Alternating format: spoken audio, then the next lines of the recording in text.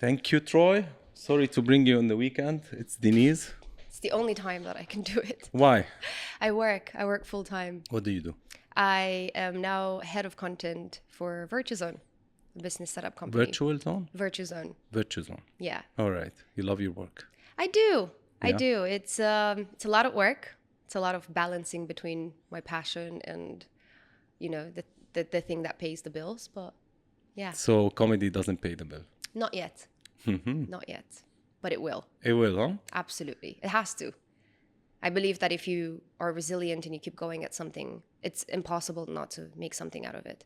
It has to. Of course. I mean, you're talented, to be honest, and it has to pay. But where does it pay? In social media, in Yeah. theaters, in ads, and So for comedy is such a delicate art. And that's the thing that once it's kind of like acting, right? Like you start small and then if you're lucky, somebody notices you and then you're going to end up doing something with it. And in comedy, I think it's even longer than that. I mean, I know some comics take 10 years to start making money. Others blow up, and social media, I think, changed the game in comedy because you can get recognized a lot easier. But it could take anywhere from 1 year to 10 years to make money from it. So it's an art form that I respect so much. Like ever since I got into it, I didn't have this respect before I got into it. I didn't understand how difficult it is. And now that I'm in, I'm like, okay, that makes sense. Yes. Yes. I accept not being paid right now. That's it fine. is it's a craft. It's a craft that you need to, sculpture and take Yeah. your time until, and it's just one show that can change your life. Exactly. And you have to be okay with bombing. I mean, I bombed on stage, and it's one of those things that, are you going to come back, or is this going to be it for you? You know, when you deliver your punchline and you're waiting for people to laugh and it's crickets, silent, that does something to your brain. What does it do? Because that's like how much you can take it. It's Yeah. like comedy. Like I heard a lot of comedian, like very famous comedian, they spent 20 years or 25 years until they made it, and it was always torture all these years. Yeah. Look, I was lucky because yes, I started about 7 months ago, and my first show, it wasn't terrible, but it wasn't great, of course. Like every time you try something for the first time, you're not going to be great at it. But my advantage is that I've been writing comedy for 5 years. So my little skits that I do online, it's a lot of writing. You deliver a punchline, but you do it behind the screen. So it's easier for you to delete and reshoot and edit and take things out. So, I'm actually, the reason why I've always wanted to do stand-up, but I was so worried about what people would think about me. I've always had this fear of people's opinions, and I was like, yeah, I don't think I'll ever do it, because what if I go out there and I'm not great, and then my whole idea that I'm funny is going to be completely vanished and destroyed forever. But then I had comics that were looking at me and said, why are you calling yourself a comedian? I said, because I make this funny skits online and millions of people like them. Like, you're not a comedian, you don't do stand-up. So I was like, okay, I'll do stand-up. And then I started, and I have great mentors and great people in the Dubai comedy industry that pushed me and supported me. And then ever since my first show, I've been doing it once or twice a week, back to back, for the past 7 months. And I film every single performance. So I look back, and sometimes I look back at the first performances and I look back at the most recent ones. And the development, the growth is so obvious, not just from writing perspective, but stage presence and how much just putting yourself out there. And then you drop a joke that you think is funny and people don't laugh, and you're like, I'm never going to do this again, I'm never coming back. But then you come back because you love it, and then I go, okay, let me craft it, let me rewrite it, let me deliver it differently next time. And that's why I say it just takes time. It's just one of those things that you have to be okay with being sucky. You have to be okay with not being great, which for me, as an overachiever and a perfectionist, was one of the hardest things I've ever done. Yeah, I heard that you have to write things and test them on stage, and then remove and re-edit them, and as you said, like it's about the timing, it's about the the punchline, and it takes a year or 2 years to make one show. It's just when you see Dave Chappelle and Louis C.K. and these people, they spend a lot of time just to make one show. It just takes a lot of testing. But where did they test it? That's the thing, is like how do you test it with a smaller audience? Yes. So you have stand-up shows and you have open mic nights. So open mic even the producer would say, hi, this is an open mic. You know, we have new comedians, old comedians. They're trying new jokes. So just, you know what you're expecting as an audience if they're trying new jokes. And literally you'll have comedians coming on stage with a little notebook and they'll say their jokes and they'll look at the audience. No one's laughing, like, all right, I'm never doing that joke again. And then you scratch it off. And then you have shows. And the shows the producer would tell you, actually, our producer, Mikdad, shout out to Mikdad, he's been my mentor, he's been teaching me. And he has shows where he was like, all right, nobody's doing new jokes tonight. This is your best act. Put your tightest 5 or 10 minutes that you have. Nobody's experimenting. This is a different crowd. So that's when you know that you're crafting the jokes that you know work, and then open mics is where you can experiment. That's nice. That's great. And when do you think you can have like your show, like kind of like Netflix show or something? Oh, Netflix, that's up to God. That's up to somebody maybe seeing talent in me. But again, I respect this art form so much that I would love to have it tomorrow. But realistically speaking, I'm not ready for that. And I know I'm not ready, and that's okay. I'm going to keep on going to these little bars and random venues, and I'm going to keep crafting my jokes until I get what I need to do for again, this art form. Very, very difficult thing to do. But I am very blessed and very lucky to have been invited to perform at Serbia's International Comedy Festival in October. So that's huge. That's my first international appearance. And I'm also doing Laughter Factory in October. And the people to get to Laughter Factory, it gets them years. And the fact that I've been able to do that in a few months. And again, people sometimes look at me, and I think other comedians look at me and they're like, who does she think she is? She just started. I've been writing comedy for 5 years. The stand-up is new, but the comedy is not new for me. Like, I've been doing it for so long. So there is already kind of like a lean way into it. And again, like, you know, to older comics, the comics who started in early 2000s, 90s, we didn't have social media. They didn't have the advantage that I have right now. Maybe I'm getting spots because I have a following, and I'm aware of it. And I know, and I'm very grateful to have that. I'm nowhere near a great stand-up comedian, but I'm lucky that I have a following who recognize that, oh yeah, this girl makes comedy.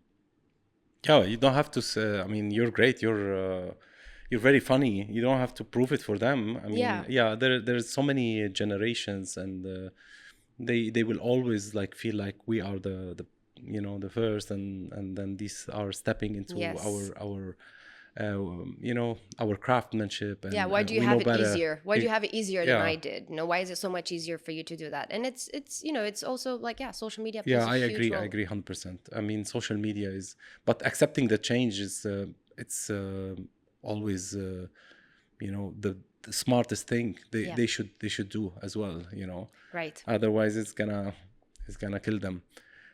What made you go to comedy in the beginning?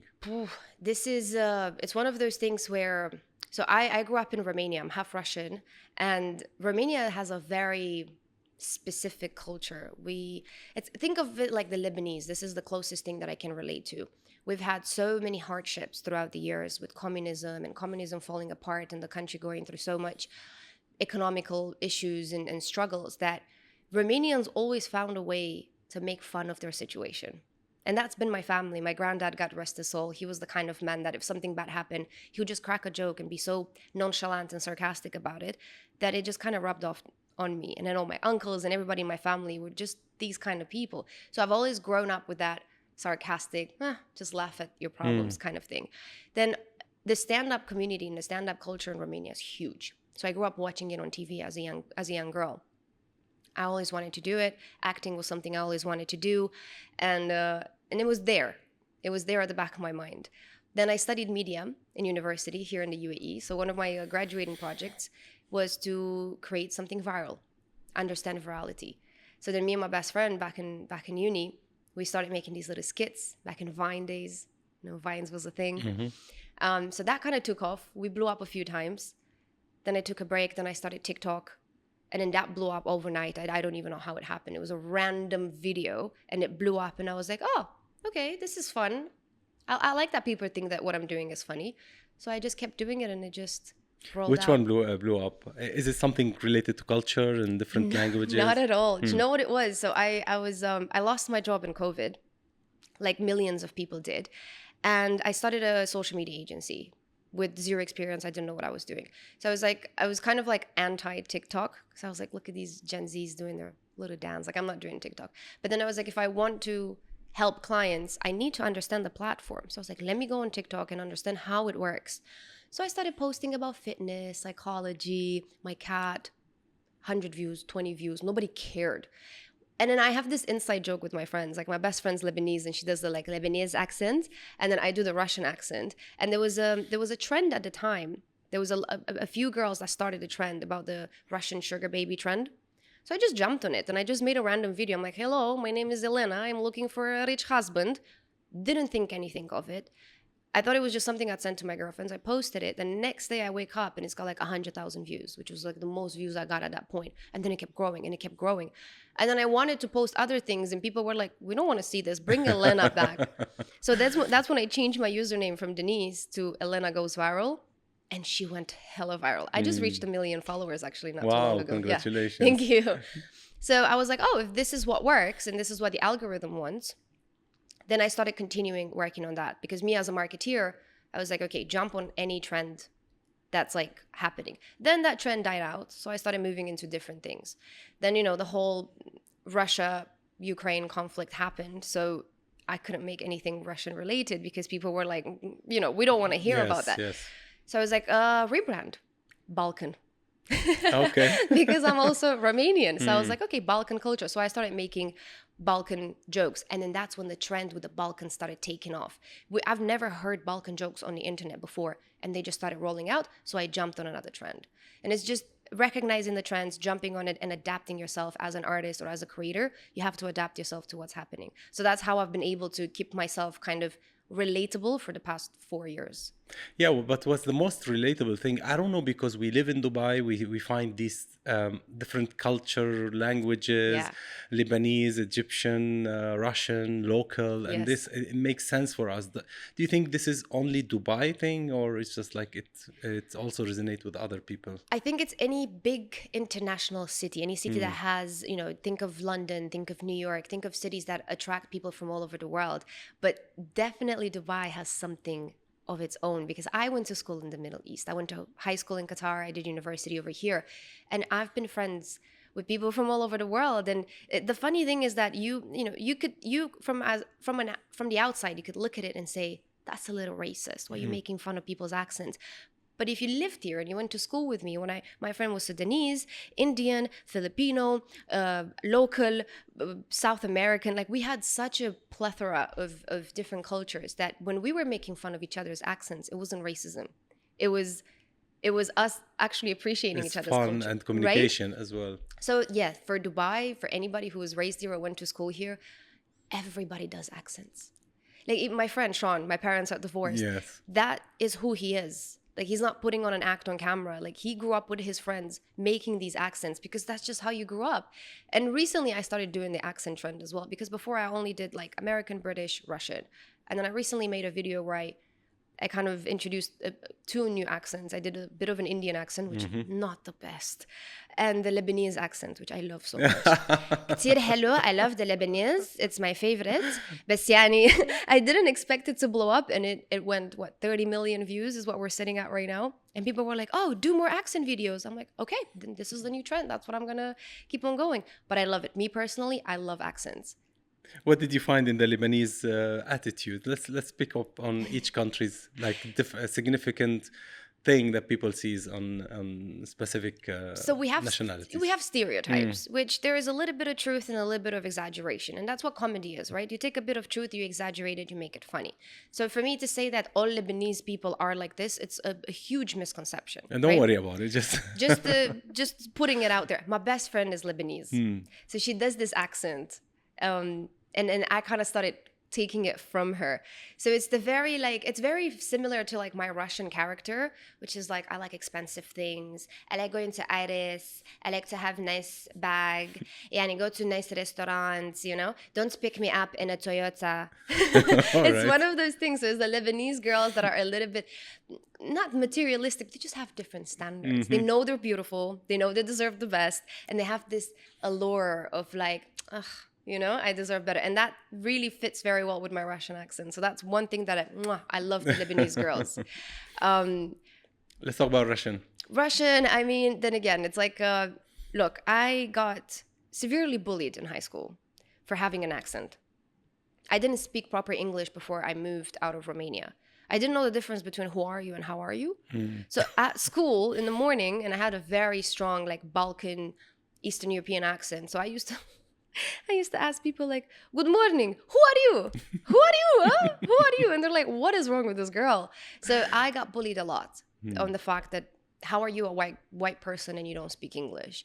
And you know, it was one thing to be poor, a poor kid among poor kids, and one thing to be a poor kid among rich kids who you also don't speak English and you're so lost. So the bullying was there. Funnily enough, years later, it's the thing that I got bullied for that makes me money. You know, so for me, when I'm trying to like do the Russian Romanian stereotypes, there is a little bit of pain attached to it because I was wrongly stereotyped. I was this innocent kid who was called terrible things just because of my accent and my background. Now, years later, I think it's funny, but in retrospect, I think we should be a little bit more sensitive about these things. But the Russian stereotype in Dubai, and I always make fun of it, is that the girls are coming here just to find a sugar daddy. Yeah, you know? you always say it. Yeah, I always use say it. So I'm like, you know what? Let's make fun of it. Let's make fun. If that's what you guys think, let's go along with it. You know what I mean? And then that's the whole thing. And then I have like, British doesn't really have a stereotype in the character that I play. It's just something that I add on to it. Maybe. It's the accent a little bit. And then I have Emily, and Emily is this like Cali girl. She's a little bit of the American girl, a bit silly. You know, she doesn't really get it. So these are kind of the stereotypes that I play on. And I'm actually looking to introduce more characters. I was scared about doing the Indian character because, again, as a white person making an Indian accent, I didn't want to come off as offensive. But then again, I'm Eastern European. We didn't colonize you guys. We have nothing to do with that, you know? And I did that video and I received so much positive feedback from the Indian community. They're like, well, is it coming, not coming? And they loved it. They loved it. So I'm like, oh, so you guys don't think this is offensive? Okay, cool. Then I can go along with it. Yeah. But the fact also that you have like different nationalities with your group. Oh, yeah. And this is amazing. You have the Indian, you have the Yes. Lebanese. It's and you are all making fun of each other. Absolutely. And the jokes that I have to listen to from my friends, they're all based on my stereotypes, you know, like even little things that like I'd make fun of someone and they'll be like, Denise, shut up. Like, how much? You know, that how much question. And then I hit back and they hit back. And it's just this back and forth. And we know it's all love. If I was getting offended, you know, then I wouldn't be a comedian. Yes. And you and my parents are divorced. The fact that you are making both yourself as British and you've been raised there and you went to school there and then you're all faking it. Yeah, every time. It's also this thing that actually it does happen that you get immigrants who move to a different country and they're obviously not from there. They'd be like, no, but I'm British. It's like, are you though? It's like, I am. And then they break out into another accent. It's like, actually, you know, my parents, they came from. Yeah, but you know that why it's nice, because the fact that we sometimes want to hide our background because, as you said, when you were a kid, you've been bullied because of your background and your accent and this. So we just want to be trying to blend with the, let's say, majority of a group or some people they maybe not picked at and not bullied. So we want to be part of that. And that's why, yeah, I mean, it makes sense that you're trying to say you're from UK because that's maybe cool. And it's also like the question, where are you from, right? Especially in today's world. It's always like, the question. Where am I ethnically from or culturally from? Because if my parents are Indian, but I was born and raised in London, and that's all I know my entire life, culturally speaking, really I'm English. Because that's how I was raised. Ethnically speaking, I'm Indian. You know, so that question can confuse, especially third culture kids. Like, it confuses them because and then if you just put that stamp on me, you're an Indian kid, but then I don't do any Indian things.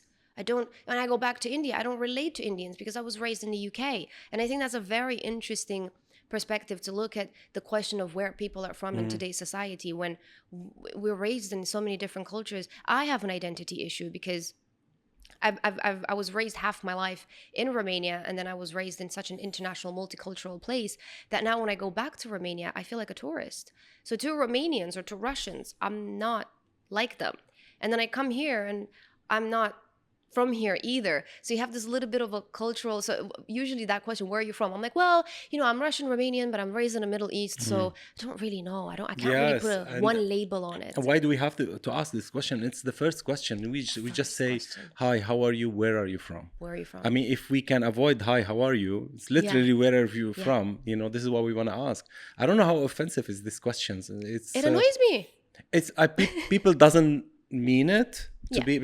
They are curious. That's the thing. Sometimes it's the curiosity, because if you're defensive about it, which happens to me sometimes, because if I tell them I'm Russian Romanian, I'm sometimes hit with a and I already know what's behind that So what are you doing in Dubai, Russian girl in Dubai? And that bothers me. But then again, it's also, if you're trying to be empathetic and understand that it's not coming, maybe people are looking at my face and they're curious of what my roots are. And I do it too sometimes. I ask people and they say, like, where are you from? And they say something where I don't expect them to be from. And I'm like, but you don't, look, I'm curious, like, what's your genetic makeup? Well, in Lebanon, we have it in a also different way. I mean, we ask the name first to know which part of Lebanon you are. And if or the if name, they're Armenian. if you are Armenian, if you're Christian, if you're Muslim, we need to know. I also think as humans, we want to relate to you. So if I ask where you're from and it's like, maybe you're Albanian, I'm like, oh, we're neighbors. Oh, you obviously you get this and that, right? So I think I also do it. I ask people where they're from all the time, but it's the most Dubai question ever because nobody's rarely from here, So I also want to look at it as I'm trying to connect with you. I'm trying to see if we have anything in common that we can discuss, anything that our culture is overcross, you know what I mean? And if we don't, then I'm curious to learn more. Like if you're Turkish, I'll be like, oh, cool. I've been to Istanbul. Like I love Turkish food. So I think I don't want to eliminate the question of where you're from. I think it's more changing the way that we perceive the question. Yes. Just look at it as trying to connect. And also to see how you might accept or how I'm gonna, use the language and the cultural barriers. It's like, okay, I know what makes let's say that person offended by me or something. So it's more of a respect sometimes. It is we can take the positive side of it, right? But sometimes we get offended. Maybe we should just like at least ask 3-4 questions before that's where are you right from? That's at least it's like how much maybe. And also, what do you do? That's always like such a Dubai thing. So what do you do? Where are you from? Yeah, the small talk. Oh my God. And he's traveling. I mean, he came here to my podcast. My parents are divorced. What's his name? I forgot. Sean. I think he just came back from London. Yeah. London. Yeah, he had him and the guys had a show. I'm very proud of them. So proud to see Sandeep, Anand. Sandeep is so funny. I love Sandeep. Oh my God. And you know what's funny? That's just his personality. Like he's just that funny guy. And he has his own quirky character. And everyone asks me, he's like, is he really like that? Like he's like a big shot in his like professional career. Like he has a proper, like, I don't know exactly what Sandeep, what do you do? I forgot. But something like director level. Okay. So like he's a smart guy. He knows what he's doing. But then he also has this other character that's just so natural to him. I love Sandeep. What do you find in Dubai? Some, let's say locals. What are the things? I mean, we're picking up on everyone. Let's have like something that you find funny and not offensive to touch or to talk about, because it's a culture that's very conservative and so do you have how do you actually see the locals, the Emirati, well, so that's the thing, because react to your comedy? Because you've been using some words here. I have, especially like generic, like Arabic stuff. But again, like I went to high school in Qatar. I have loads of Qatari friends. And I went here and I have loads of Emirati. Like my best friend is also half Emirati. I have 2 friends that are Emirati. And I love the Emirati culture. I think it's the reason why most of my friends are Arab or have Arabic background is because I see the similarities between the way I was raised in Romania and the way they were raised over here. There's a lot of cultural overlap. So I love that. One thing that please don't kill me, Emirati people, please, but like your timing. Okay. Your timing, yeah, I have to lie to you. If something starts at 2, I have to tell my best friend it starts at 1. She'll show up at 2:30. Yes. I love that about her. And she's like, what? I had to do my what's wrong? makeup. Exactly. She's like, what? So like, I love that one thing about them. The second thing, the karak culture. The karak and cruise. Love it. I think it's funny. I think it's the one thing that I used to do in high school as well, is like when there was nothing else to do, let's just drink karak and drive for hours. They just love driving around. So I love that. I think they don't like the fact that everybody's like, oh, you're rich. You know what I mean? It's like they already throw that idea on them. And like before, I did a lot of jobs, by the way. I had so many like different things that I did along my life. At some point, I was a personal trainer. And I trained specifically local women. I would go to their house. And all of these women are working women. They have a career. They go to work. So like, I'm tired of people looking at me and thinking I'm just a rich Emirati girl. Like, yes, I'm rich, but I have a job. I work 8 hours a day. You know, so like stop that stigma of like, I was just born into money.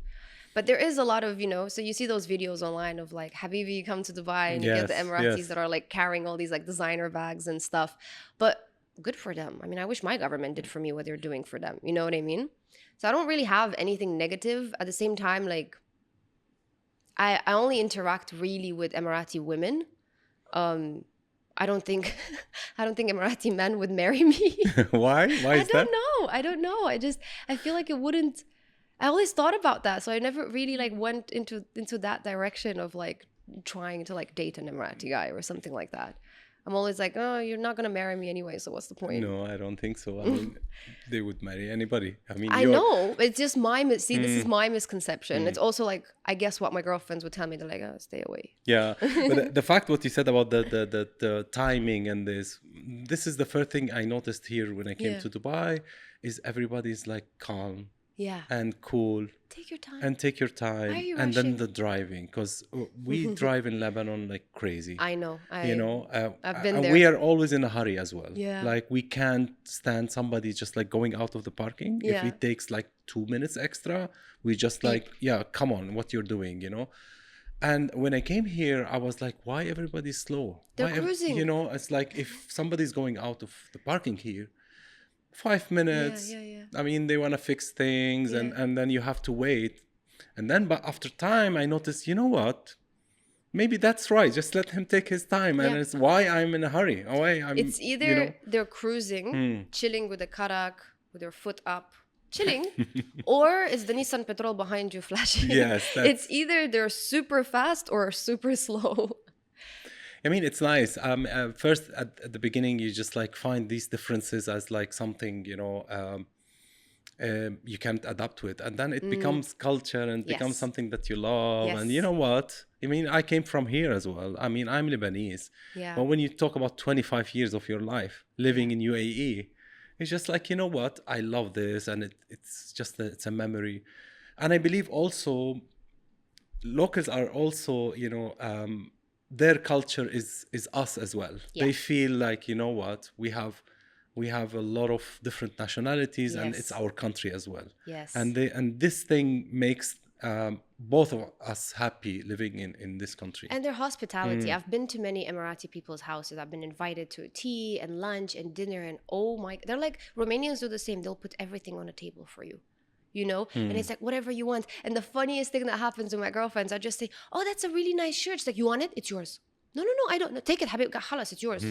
But and now I'm scared to say I like something, and they'll just give it to me. I'm like, no, I don't want it. It's like, it's yours. Do you want me to fight? Exactly. And they'll just give me the perfume, the shoes, whatever it is. Yeah. So it's such the way that they're so welcoming and so hospitable to everyone. And it's again, like when I go back to Europe and I say that I live in Dubai, they have this like, I get a lot of these responses of things like, oh, why would you live there? They're so different. It's a Muslim country. I love the fact that it's a Muslim country. I come from an Orthodox country. I want a bit of respect on this. I want a bit of like, I would say in Romanian, I have a little bit. So I love that. And it's also the most like you said, the most welcoming to other places. People are like, but you're a Christian in Dubai. Do you know how many churches we have in the UAE? For every branch of Christianity, you have the Russian church, the Greek Orthodox, the Catholic, the Protestant. There's so many different churches. And then you have, temples for every single religion. We celebrate Christmas, Diwali, like everything. Show me a place that celebrates it at the national level as much as this country, all the other religion and cultures. Yes, and how much you feel safe as a woman in Dubai. That is for me the number one reason why I don't think I'll ever leave Dubai. Like, I will stay here and fund my own visa if I have to, because I've been living alone for 10 years. You know what I mean? And again, like, Romania is pretty safe. I'm not gonna lie. But there's other places in Europe that I wouldn't. I've just come back from London, right? So, not to throw shade at London, but like, it's a fact. Like, the petty crimes are there. Like your phone, your wallet. Like, you're always watching out. You're always a bit worried. I don't even lock my car. You know, my car keys, they broke. I haven't locked my car. I'm lazy. If I haven't locked my car in 2 months, I just exit and I come back. I leave my bag. I leave my wallet. I leave things. Nothing happens. There's cameras everywhere. And if something does happen, the repercussions are so big that people are like, it's not worth it. Yeah, it's not worth it. Crime is not worth it. Exactly. So safety is like number one thing. Convenience is another thing. There's an app for everything. You can have everything delivered to you. Petrol in front of your house. You don't have to leave your house. And when things happen like the flood, how quickly were they able to clear everything out? Like, the efficiency is also one thing that I know. If something breaks, in a couple of days, they'll have it fixed. Yeah. Yeah, and the fact that it's a rich country and we get used to this, We're spoiled. You get used to it. Yeah. And it happened to me, like, I go back in Europe, for example, and it's like a guy trying to impress me with his car. He has a Porsche. He has a Lamborghini. It's like, look at my car. I'm like, I live in Dubai. I've been seeing Lamborghinis. In my high school, we had 3 in the parking lot. And he's 18 years old and he has a Lamborghini, And I'm like, this doesn't impress me. And I remember I was posting a story once in a Rolls Royce and I got like replies. I'm like, what did you have to do to get in that Rolls Royce? I'm like, that's my high school best friend. It's like half of my friends have luxurious cars. It does not faze me at all. It doesn't do anything because you're so used to it that when you go anywhere outside of Dubai, if a McLaren passes by, I don't look twice. Yeah, exactly. I just saw 5 last week. Why would I look twice? The police has McLarens and Lamborghinis. Exactly. Did you see the Cybertruck I saw taxi? it on the social media. Loved it. Yeah. I loved it. No, Dubai is one of those things that if they do the most outrage, like off the top type things, that when you go and you know what I always said, Dubai really ruined things for me. It ruined things for me. How can I go anywhere else now? Yeah, exactly. How can I went to the UK to a spa, and I was like, look, spa, very nice, huh? Look, pool, look. I'm like, okay. I go to the Fairmont on the Palm. Like, I don't know what to tell you. Like, it's cute that you have a pool and it's indoor, but like, nothing impresses me anymore.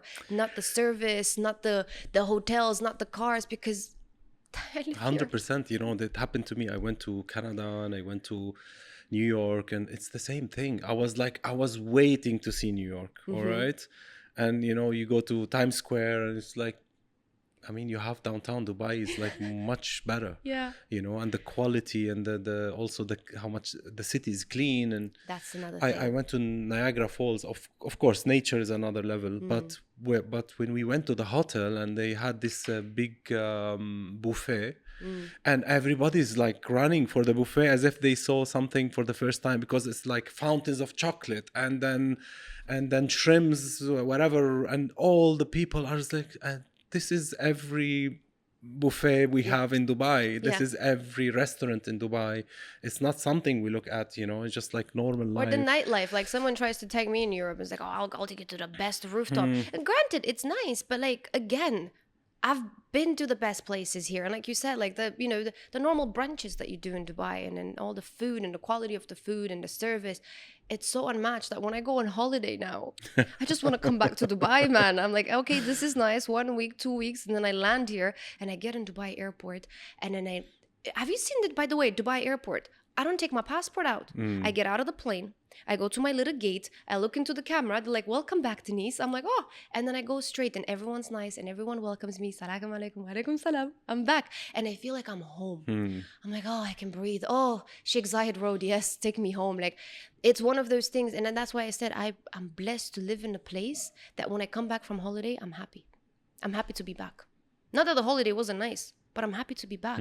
Where things just work. You know, Denise, and also like people think that we are just like, you know, saying, I don't know what's the word in English, but like just saying good words about Dubai, just because we want a golden visa? Yeah, or whatever. I mean, but that's the truth. This is how everyone feels here in Dubai. No one is forcing you to stay here. صح ولا لا?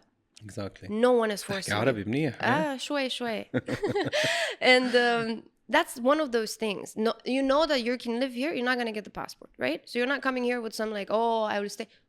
No one's forcing you to stay. And that's the beautiful thing, is that everyone in this country is here by choice.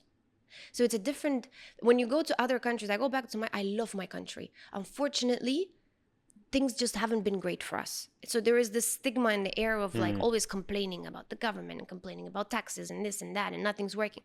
And they don't have a choice because we were born there. That's where you are.